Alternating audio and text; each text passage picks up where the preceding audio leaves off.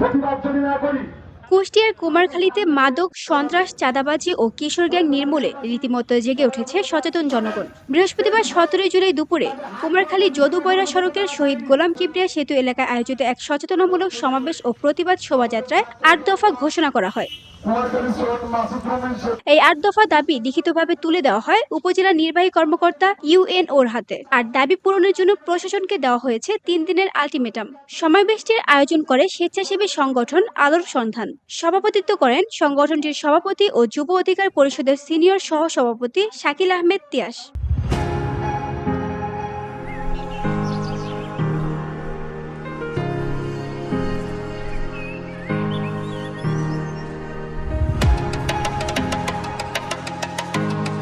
সমাবেশে শাকিল আহমেদ তিয়াস বলেন, শিল্প ও সংস্কৃতি নগরী কুমারখালীতে অপরাধের মাত্রা দিন দিন বাড়ছে। প্রশাসন নির্বিকার, আর সাধারণ মানুষ ভয়ে মুখ খোলে না। তাই আমরা আলোর সন্ধানের মাধ্যমে মানুষকে সচেতন করছি এবং প্রশাসনকে চাপ দিচ্ছি যেন তারা দ্রুত পদক্ষেপ নেয়। শাকিল আহমেদ তিয়াস হুঁশিয়ার করে বলেন, আন্দোলন শান্তিপূর্ণ হলেও দাবি বাস্তবায়নে গড়িমসি হলে আমরা কঠোর কর্মসূচি দিতে বাধ্য হব।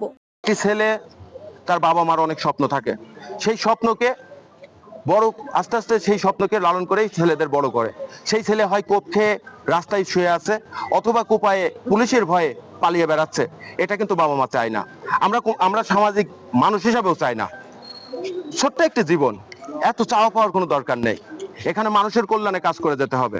আমরা তাই আজকে বের হয়েছিলাম কিশোর গ্যাং, সমাজের অবক্ষয়, আমাদের চাঁদাবাজ মুক্ত কুমারখালী করতে, আমাদের সন্ত্রাস মুক্ত কুমারখালী করতে, বিশেষ করে সবকিছুর গোড়াপতন যেখানে মাদক মুক্ত কুমারখালী করতে।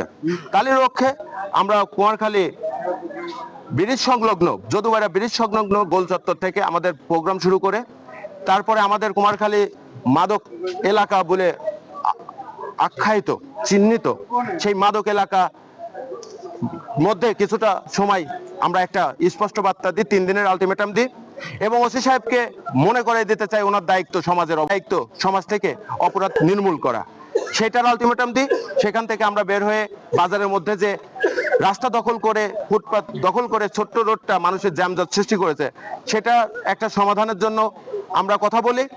ইউনো সাহেবের কাছে এসে কুমারখালীর উন্নয়ন বেশি, তো আমরা ৮টি দফা দিই এবং সর্বশেষে এই ৩ দিনের আলটিমেটাম দেওয়ার একটি কারণ, আমরা জনগণ আজকে একটি টেরার হলো। অন্যদিকে জেলা নির্বাহী কর্মকর্তা এস.এম. মিকাইল ইসলাম জানান, দাবিগুলো গ্রহণ করা হয়েছে। যাচাই বাছাই শেষে যথাযথ ব্যবস্থা নেওয়া হবে। দাবিগুলোর মধ্যে ছিল মাদক ও সন্ত্রাস দমন, চাঁদাবাজি বন্ধ, পথচারীদের ফুটপাত ফিরিয়ে দেওয়া এবং হামলা মারধরের বিরুদ্ধে কার্যকর ব্যবস্থা গ্রহণ। কুমারখালীতে মাদক সন্ত্রাসের বিরুদ্ধে সচেতন মানুষের এমন দীপ্ত কণ্ঠ এক নতুন আশার আলো দেখাচ্ছে এলাকাবাসীকে। VOD Bangla news desk.